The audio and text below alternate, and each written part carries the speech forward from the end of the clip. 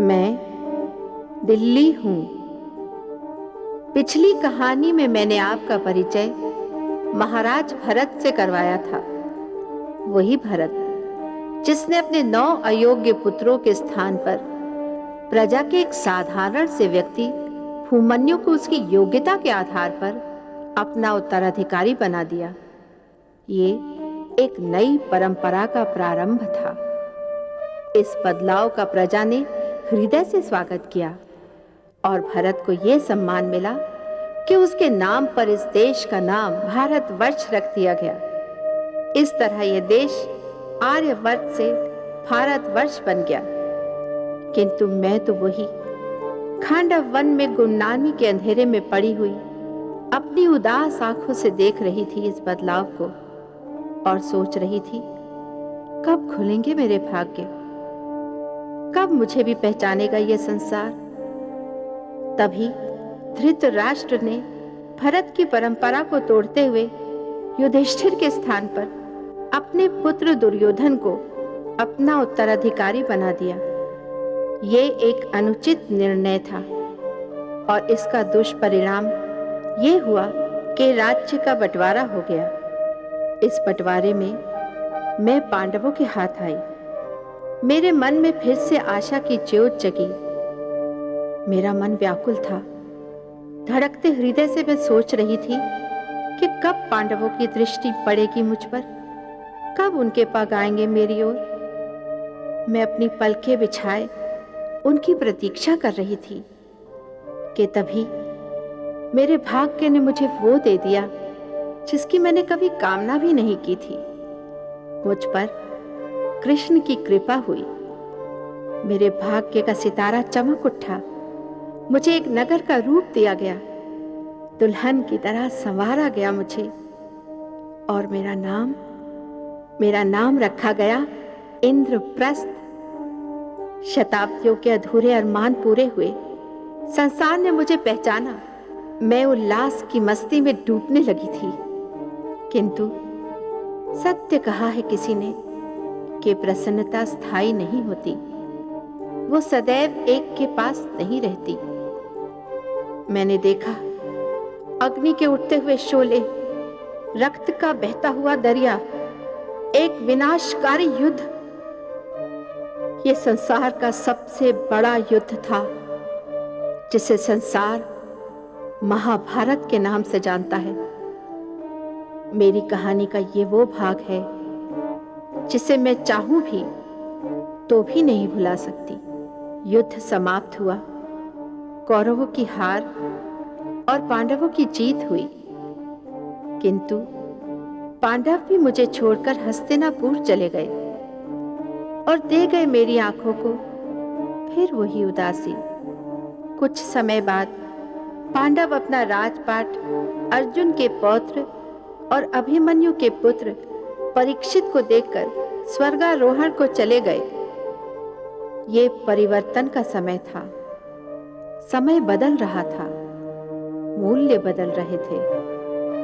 काल बदल रहा था। युग बदल रहा था। और मैं देख रही थी द्वापर युग को जाते हुए और कलयुग को आते हुए।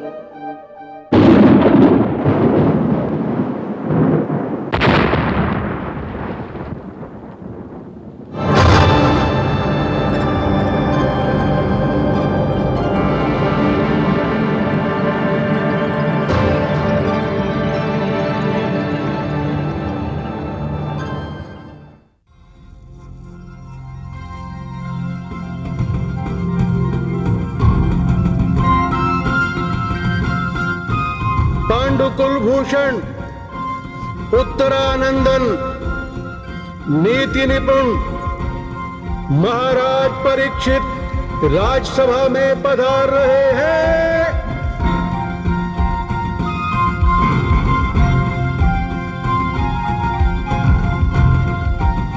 प्रणाम माताश्री। आयुष्मान भव, यशस्वी भव।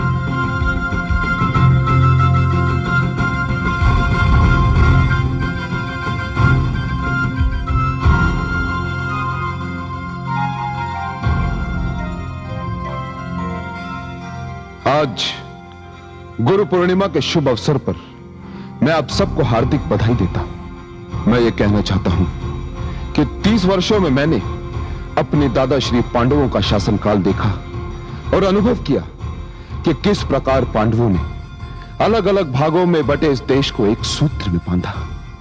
प्रेम, सद्भावना, शांति और एकता के प्रतीक थे ये पांडव। 30 साल के शासनकाल में आपने देखा होगा कि किस प्रकार सिंह और हिरन एक ही घाट पर आकर पानी पीते हैं।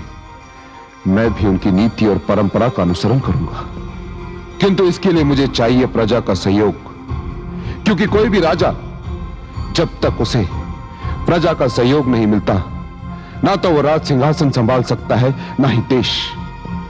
प्रजा और राजा का संबंध तो शरीर और नेत्र का होता है। यदि प्रजा शरीर है तो राजा नेत्र, और शरीर के कोई भी भाग को यदि चोट आए तो नेत्रों में अश्रु आना स्वाभाविक है।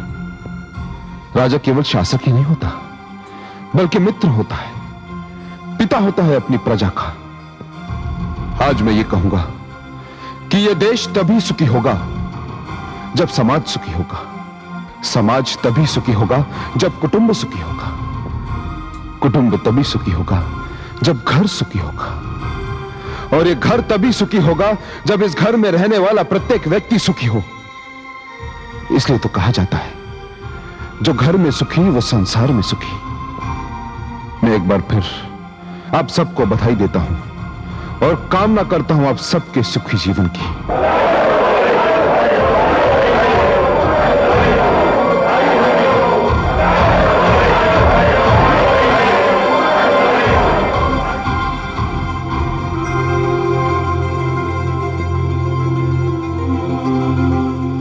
महामंत्री जी, आप मेरे दादाश्री भी हैं और गुरु भी।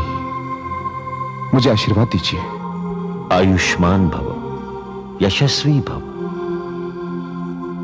महामंत्री जी, आज परंपरा अनुसार हमने सबसे आशीर्वाद प्राप्त किया, परंतु हमें आशीर्वाद देने के लिए महर्षि व्यास नहीं आए। कहीं वो हमसे रुष्ट तो नहीं? नहीं महाराज, नहीं, ऐसी कोई बात नहीं। उन्होंने स्वयं मुझसे कहा था कि वे आपको आशीर्वाद देने अवश्य आएंगे। महामंत्री जी, मैं आपसे अनुरोध करता हूं कि आप स्वयं महर्षि व्यास के आश्रम में जाएं और उन्हें आदर और सम्मान सहित राजमहल में लेकर आएं। अवश्य महाराज, आपकी आज्ञा का पालन होगा।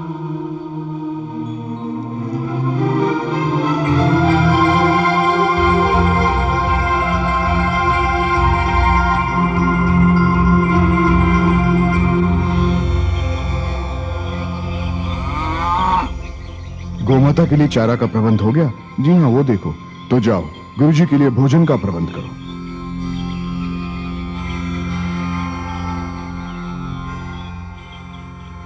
प्रणाम अतिथि। प्रणाम। किनसे मिलना है आपको? किंतु तुम कौन हो? मेरा नाम आस्तिक है, मैं महर्षि व्यास का शिष्य हूं। मेरा नाम युयुत्सु है, मैं राज परिषद का महामंत्री हूं। ओह, क्षमा कीजिएगा, मैंने आपको पहचाना नहीं था। महर्षि व्यास। प्रतीक्षा कीजिए, मैं उनको आपके आने की सूचना देता हूं। प्रतीक्षा कीजिए।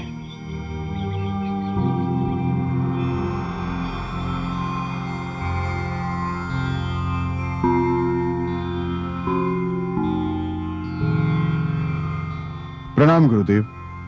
क्या बात है आस्तिक? महामंत्री युयुत्सु पधारे हैं। महामंत्री युयुत्सु? जी।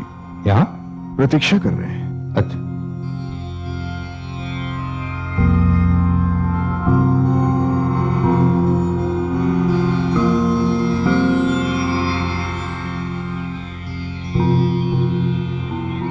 प्रणाम स्वीकार करे गुरुदेव। आयुष्मान भव। कैसे हो धृतराष्ट्र नंदन? सब कुशल है गुरुदेव। आज आपके राजसभा में ना आने के कारण महाराज परीक्षित को बड़ी निराशा हुई। उनकी इच्छा थी कि आज गुरु पूर्णिमा के अवसर पर आपका आशीर्वाद प्राप्त करने की। मुझे खेद है कि मैं वहां ना आ सका, किंतु आप यहाँ क्यों चले आए? आपको तो महाराज परीक्षित के पास होना था। पर ऐसी क्या बात है गुरुदेव? क्या आपको पता नहीं कि कलयुग का आगमन हो गया है और आपका ऐसे समय में महाराज परीक्षित के पास होना अत्यंत आवश्यक है। कलयुग से भय कैसा? क्या कोई विशेष घटना घटने वाली है? हाँ, विशेष तो घटने वाला ही है। किंतु हमारे राजा, हमारे देश और हमारी प्रजा का क्या बिगाड़ लेगा कलयुग? कलयुग के प्रभाव को आप नहीं जानते महामंत्री। किंतु गुरुदेव, हमारे देश में चारों ओर शांति है, प्रजा सुख सागर में गोते लगा रही है, सबको अपने धार्मिक कार्य पूर्ण करने की स्वतंत्रता है, न्याय व्यवस्था पर प्रजा का विश्वास है। प्रेम, सद्भावना, मित्रता, एकता यह हमारे देश की विशेषता है। और महाराज परीक्षित तो पांडवों की बनाई नीति का ही अनुसरण करते हैं। तब कलयुग क्या कर लेगा? महामंत्री युद्ध, समय बदल गया है और बदलते समय का प्रभाव तो हर वस्तु पर पड़ता ही है। इतना समझ लो कि प्राणियों, नीतियों और परंपराओं पर आघात होने वाला है। अर्थात समय बदलेगा तो सब कुछ बदल जाएगा। लोग बदल जाएंगे, उनका स्वभाव बदल जाएगा। एक आंधी की भांति छा जाएगा कलयुग सारे वातावरण पर। लोग दो मुहे हो जाएंगे, जो बात कहेंगे वो करेंगे नहीं। वचन देकर फिर जाएंगे लोग और कहेंगे कि वचन तो केवल देने के लिए ही होता है।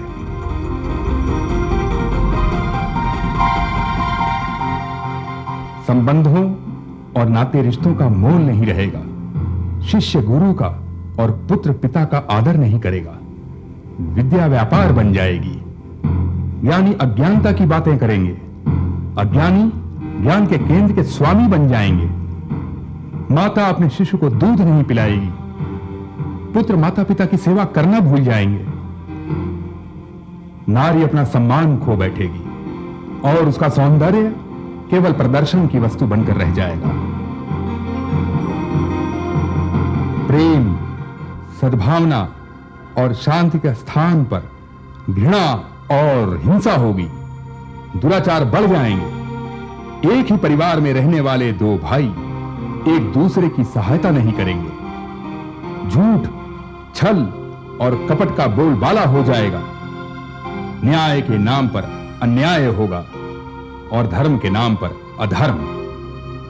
घर घर में लोग जुआ खेलेंगे, खुलेआम मदिरा का सेवन करेंगे और मानव को जन्म देने वाली नारी अपनी देह बेचेगी। स्वर्ण का मोह और आकर्षण बढ़ जाएगा। स्वर्ण के बदले लोग धर्म बेच देंगे। मानव स्वभाव में शांति के स्थान पर क्रोध होगा। बात बात पर विवाद करेंगे लोग और इस विवाद का परिणाम होगा हिंसा। भाड़े के हत्यारे गली गली हत्याएं करते फिरेंगे। न्याय का भय निकल जाएगा उनके मन से। मनुष्य का मनुष्य पर से विश्वास उठ जाएगा। साधु के वेश में राक्षस दिखाई देंगे। रक्षक भक्षक बन जाएंगे। चारों ओर अराजकता का राज होगा। मनुष्य और पशु में कोई अंतर नहीं होगा। ऐसा समय आएगा जब मानव रक्त सस्ता और जल महंगा हो जाएगा। गुरुदेव, ये तो बड़ी भयानक स्थिति होगी। हाँ महामंत्री युत्स, तभी तो मैंने आपसे कहा था कि इस समय आपको महाराज परीक्षित के पास रहकर उनका मार्गदर्शन करना चाहिए। आप उनके महामंत्री ही नहीं, पितामह भी हो। तब तो आपका राजमहल में आना अत्यावश्यक हो गया है गुरुदेव। मैं अवश्य आऊंगा राजमहल में कोई उचित अवसर देखकर। और रहा मेरे आशीर्वाद का प्रश्न, तो वो सदैव ही महाराज परीक्षित के साथ है। किंतु तुम इसी समय लौट जाओ, क्योंकि महाराज परीक्षित को हर पल तुम्हारे परामर्श की आवश्यकता है। जो आज्ञा गुरुदेव। आयुष्मान भव।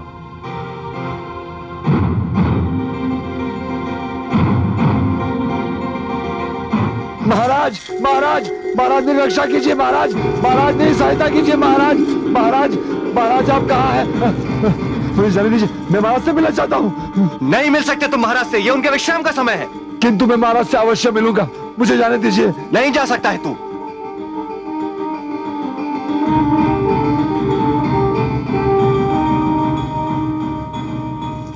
ये क्या हो रहा है? महाराज, सैनिकों, कौन है ये? महाराज ये कोई पागल लगता है, इसीलिए इतनी रात में चिल्ला रहा है। नहीं महाराज, मैं कोई पागल नहीं हूँ। मुझे आपकी सहायता चाहिए।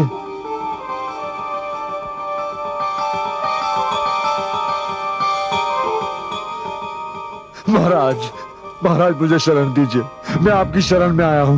महाराज मैं आपका शरणार्थी हूं।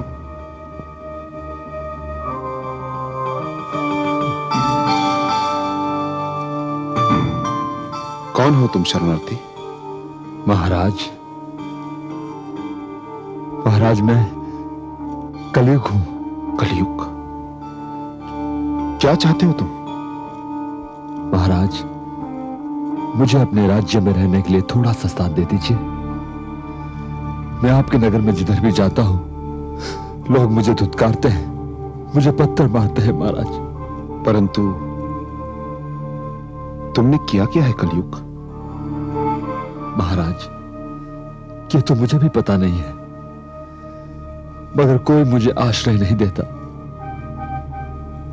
मैं आपकी शरण में आया हूं महाराज, आप मुझे शरण दीजिए। आप तो दयालु हैं, कृपालु हैं, न्याय प्रिय है। मेरे साथ भी न्याय कीजिए महाराज। मैं निराश्रित हूं, मुझे आश्रय दीजिए। असहाय भी हूं, मेरी सहायता कीजिए महाराज। मैं अधिक नहीं महाराज, थोड़ा सा स्थान जाता हूं रहने के लिए। मैं ऐसे स्थान पर रहूंगा महाराज जहां पर किसी को कोई आपत्ति नहीं होगी। कौन से स्थान पर रहना चाहते हो तुम? महाराज मेरे रहने के योग्य 5 स्थान हैं। आप जहां पर रहने के लिए कहेंगे वहीं मैं रह लूंगा। कौन से हैं वो 5 स्थान? महाराज मेरा पहला स्थान है जुआघर। जुआघर? कलयुग, हमारे राज्य में कोई जुआघर नहीं, क्योंकि यहां के लोग जुआ नहीं खेलते। महाभारत के समय जुए के दुष्परिणाम देखे हैं यहां के लोगों ने। किस प्रकार महान पांडव कौरवों के छल से अपने राज्य के साथ साथ अपनी पत्नी को भी हार गए थे जुए में। उससे बहुत बड़ी शिक्षा मिली है यहां के लोगों को। अब तो ये लोग जुए के नाम से भी घृणा करते हैं। तुम इस स्थान में भी निवास नहीं कर सकते।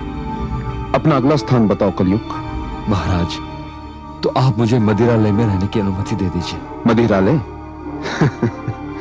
कलयुग, क्या तुमने सुना नहीं कि हमारे राज्य में तो दूध की नदियां बहती हैं? यहां तो दुग्धालय है, मदिरालय नहीं। तुम इस स्थान में भी निवास नहीं कर सकते। अपना अगला स्थान बताओ। महाराज मेरा तीसरा स्थान है वेश्यालय। वेश्यालय?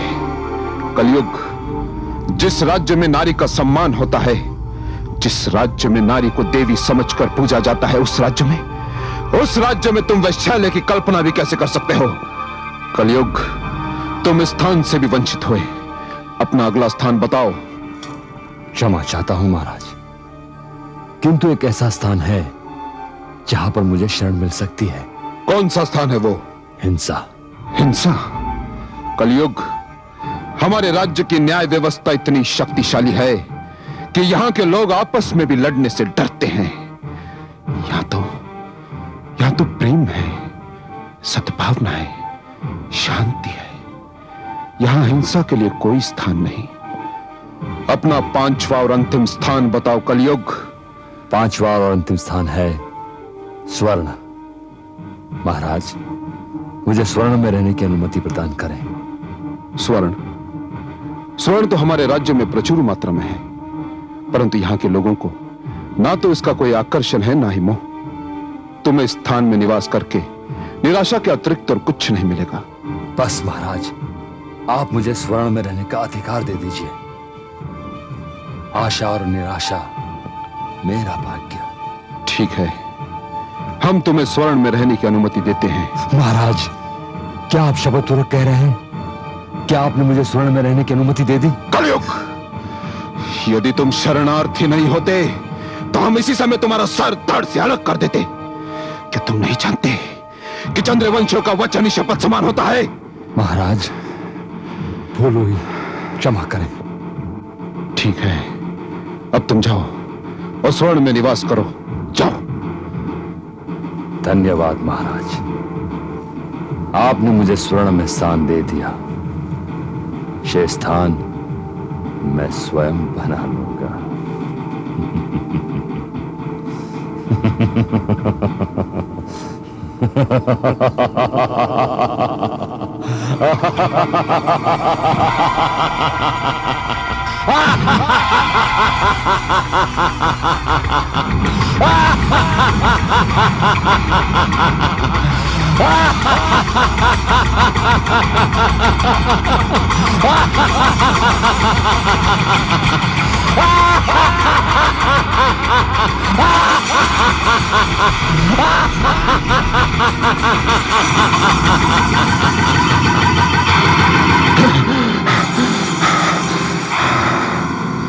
क्या बात है महाराज, आप इस तरह चौंक कर क्यों उठे?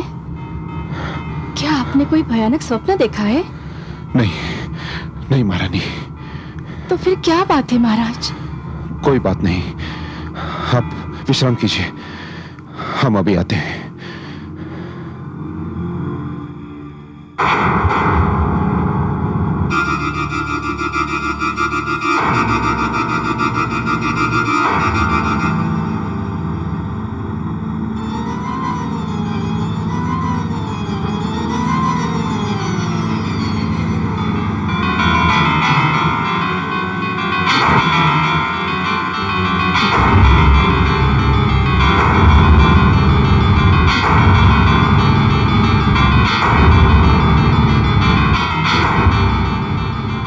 दादाश्री प्रणाम। आयुष्मान भव। महाराज, इस समय आप यहाँ? हाँ दादाश्री, परंतु आप तो महर्षि व्यास के आश्रम में गए थे उन्हें लाने के लिए। वो आए नहीं महाराज, मुझे भी उन्होंने उल्टे पांव लौटा दिया, किंतु आप इस समय? हाँ दादाश्री, आज मैंने एक विचित्र स्वप्न देखा। क्या देखा? मैंने देखा कि एक व्यक्ति मुझे पुकार रहा है, मुझसे शरण मांग रहा है। और शरण भी कैसी दादाश्री? उसने मुझसे कहा कि 5 स्थानों में से किसी एक स्थान में मैं उसे शरण दूं। मैंने उससे पूछा कि वो 5 स्थान कौन कौन से हैं, तो उसने कहा जुआघर, मदिरालय, वेश्यालय, हिंसा। तो मैंने उसे कहा कि हमारे राज्य में ऐसे स्थान है ही नहीं। उसके बाद उसने मुझसे स्वर्ण में रहने की अनुमति मांगी। स्वर्ण में? तो तुमने क्या कहा? मैं क्या कहता दादाश्री, मैंने उसे स्वर्ण में रहने की अनुमति दे दी। क्या? हाँ दादाश्री। फिर वो हंसने लगा, धीरे धीरे उसका आकार बढ़ने लगा। मैं भयभीत हो गया और मेरी आंखें खुल गई। पर वो था कौन? उसने अपना नाम कलयुग बताया। कलयुग? हाँ दादाश्री, परंतु मुझे ऐसा विचित्र स्वप्न आया क्यों? वो स्वप्न नहीं था महाराज, आने वाले प्रलय का संकेत है। मुझे तो महर्षि व्यास ने चेतावनी दी कलयुग के विषय में। आश्रम में उन्होंने कलयुग के बारे में जो वर्णन किया, वही आपने भी स्वप्न में देखा। दादाश्री, क्या महर्षि व्यास ने कलयुग से बचने का कोई उपाय नहीं बताया? उपाय बताया और सावधानी भी। क्या उपाय बताया? आदर्शों और प्राचीन मूल्यों की रक्षा। अब हमें एक एक पग फूंक फूंक कर रखना पड़ेगा। जो कार्य हमें करना है, सोच समझ कर करना है। जो निर्णय हमें लेना है, सोच विचार कर लेना है। ठीक है दादाश्री, आज से जो भी कार्य मैं करूंगा, आपके परामर्श के बिना नहीं करूंगा। ठीक है महाराज, अब रात्रि अधिक हो गई है, जाकर विश्राम कीजिए। हमारी भेंट कल राजसभा में होगी। जो आज्ञा दादाश्री। प्रणाम। सुखी भव।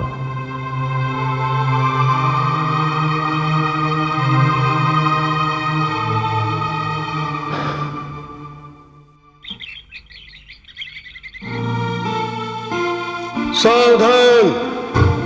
पांडुकुल भूषण, उत्तरानंदन, नीति निपुण महाराज परीक्षित राजसभा में पधार रहे हैं।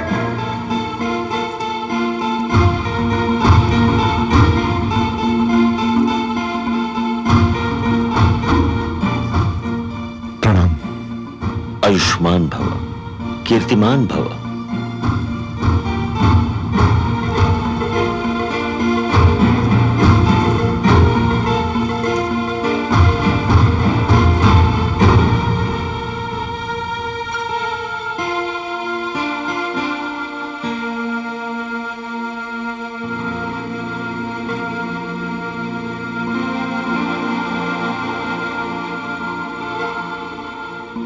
महाराज की जय हो। एक विद्यार्थी महाराज के दर्शन करना चाहता है। उसे सम्मान सहित अंदर ले आओ। जाओ। जो आज्ञा महाराज।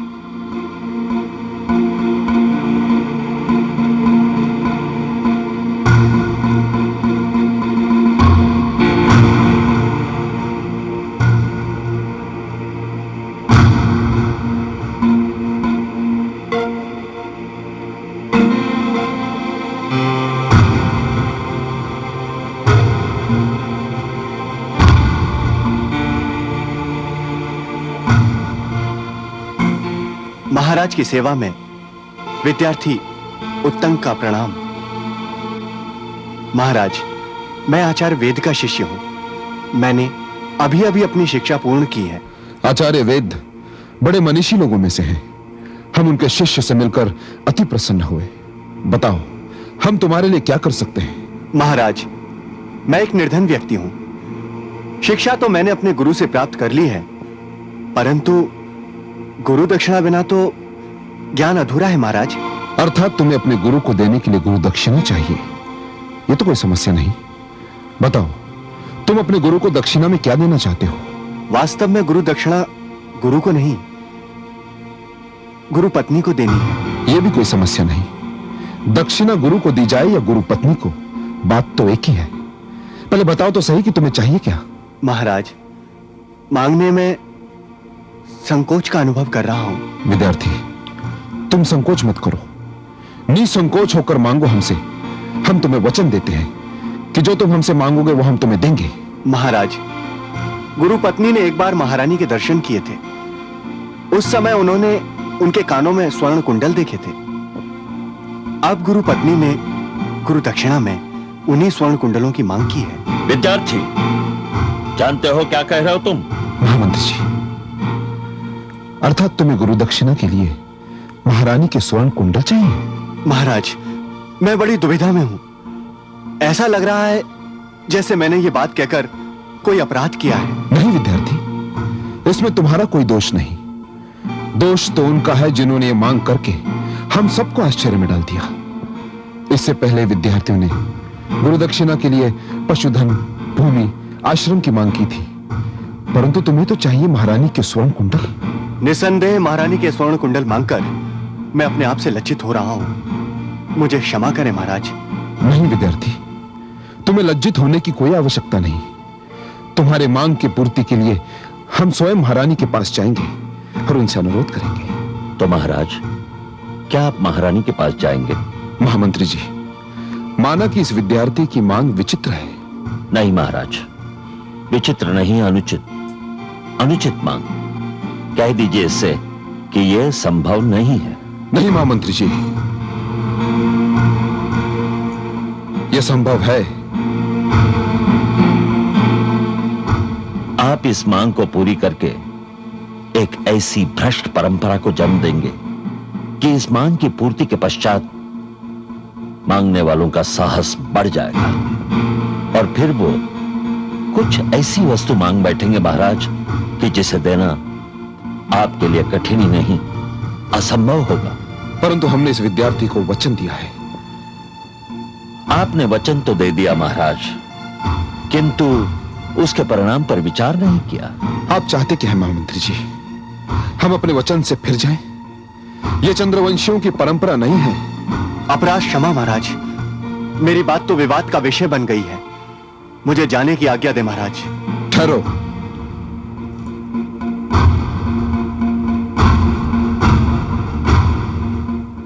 तुम रिक्त हाथों वापस नहीं जाओगे। तुम्हारी मांग अवश्य पूरी होगी। तुम यही हमारी प्रतीक्षा करो, हम अभी आते हैं।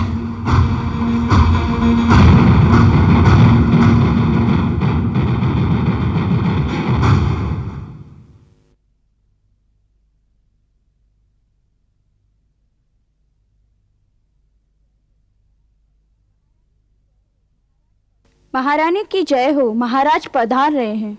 महाराज, इस समय?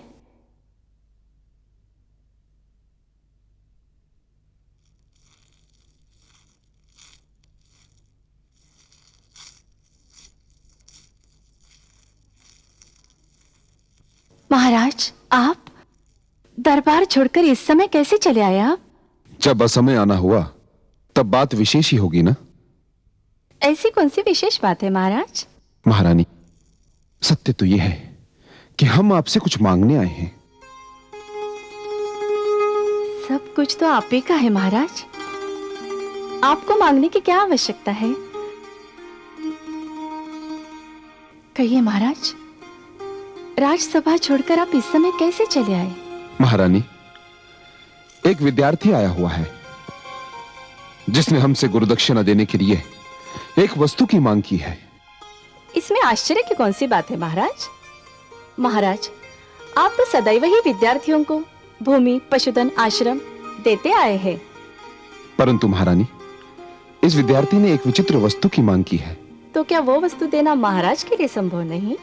बात केवल हमारी होती तो हम वो वस्तु उसे तुरंत दे देते, परंतु वो वस्तु मांगने के लिए हम आपके पास आए हैं। तो क्या वो वस्तु मेरे पास है? हाँ महारानी, आपके पास है वो वस्तु और वो हम आपसे मांगने आए हैं। आप तो स्वामी हैं, आप केवल आज्ञा दीजिए। महारानी, हम आपका ये उत्तर सुनकर अति प्रसन्न हुए। तो आज्ञा दीजिए महाराज। महारानी, हमें आपके कानों की कुंडल चाहिए। क्या? मेरे कानों की कुंडल? हाँ महारानी। किंतु ये तो मेरे बड़े प्रिय कुंडल है। अर्थात? इन्हें न मांगे, इन्हें छोड़कर आप जो भी मांगेंगे मैं दे दूंगी आपको, किंतु ये नहीं दूंगी। ये क्या महारानी, स्वर्ण के लिए इतना आकर्षण कब से पैदा हो गया आपके मन में? नहीं महाराज, स्वर्ण के लिए हमारे मन में न कोई आकर्षण न कोई मोह है। बात बस इतनी है कि हमने इसे बहुत रुचि से बनवाया है।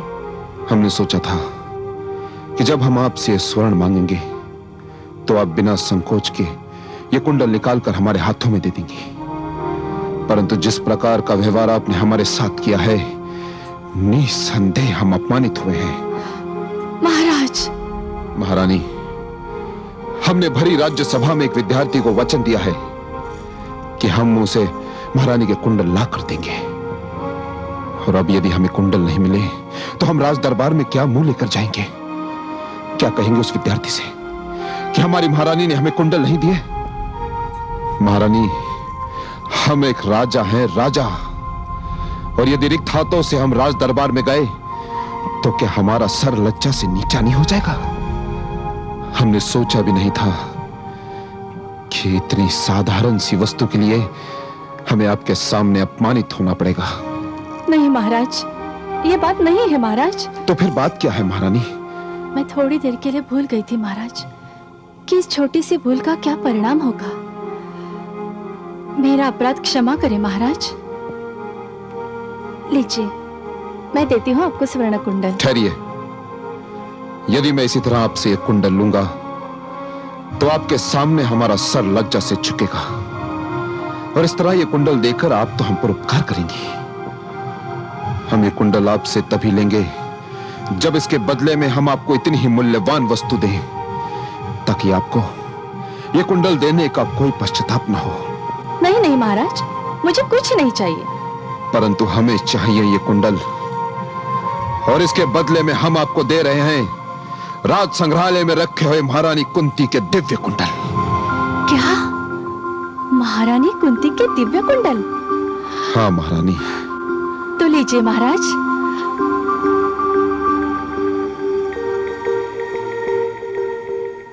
अपने वचन का मूल्य तो मुझे चुकाना ही होगा।